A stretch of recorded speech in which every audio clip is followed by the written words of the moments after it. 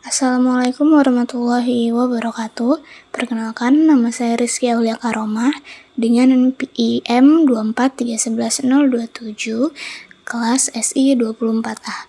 Di sini saya akan mempresentasikan terkait tugas mata kuliah statistika, yaitu materi berjudul Statistik Inferensia. Pengertian statistik inferensia.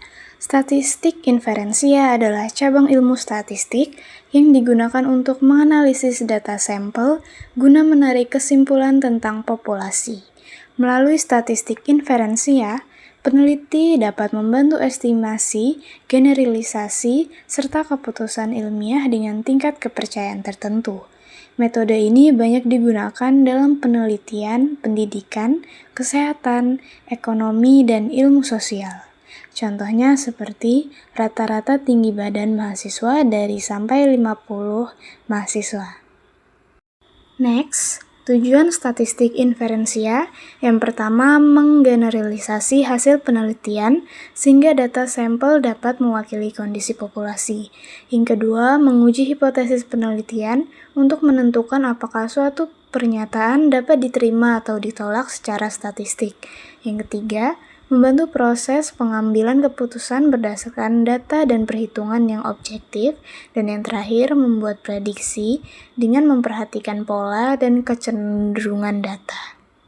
Next, populasi dan sampel. Populasi adalah keseluruhan elemen yang menjadi fokus penelitian, sedangkan sampel merupakan bagian dari populasi yang diambil untuk dianalisis. Dalam statistik inferensia, pemilihan sampel harus dilakukan secara tepat dan representatif agar hasil analisis dapat mencerminkan kondisi populasi secara akurat. Berikutnya, parameter dan statistik. Parameter adalah ukuran numerik yang menggambarkan karakteristik populasi seperti rata-rata atau proporsi populasi. Sedangkan statistik adalah ukuran numerik yang dihitung dari data sampel.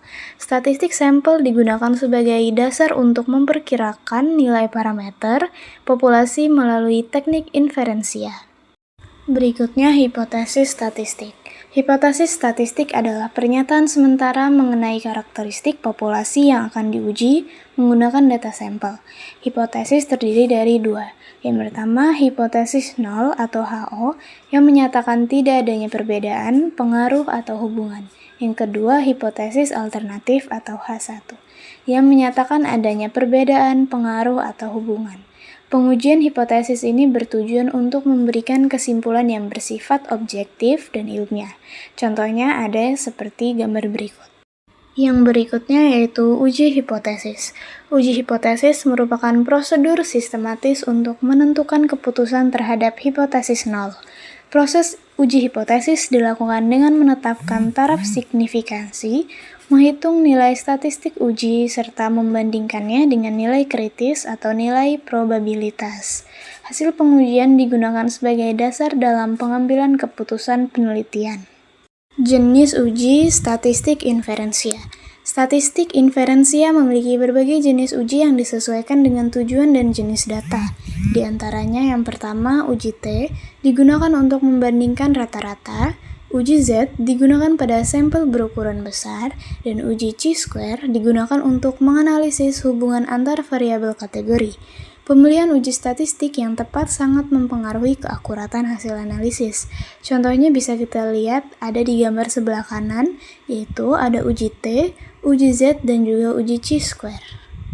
Kesimpulannya, statistik inferensia memungkinkan peneliti menarik kesimpulan dan membuat keputusan berdasarkan data sampel dengan tingkat kepercayaan tertentu. Penerapan metode statistik inferensia yang tepat akan menghasilkan kesimpulan yang valid, reliabel, dan dapat dipertanggungjawabkan secara ilmiah. Sekian presentasi dari saya, semoga apa yang saya jelaskan menjadi wawasan untuk kita semua. Wassalamualaikum warahmatullahi wabarakatuh.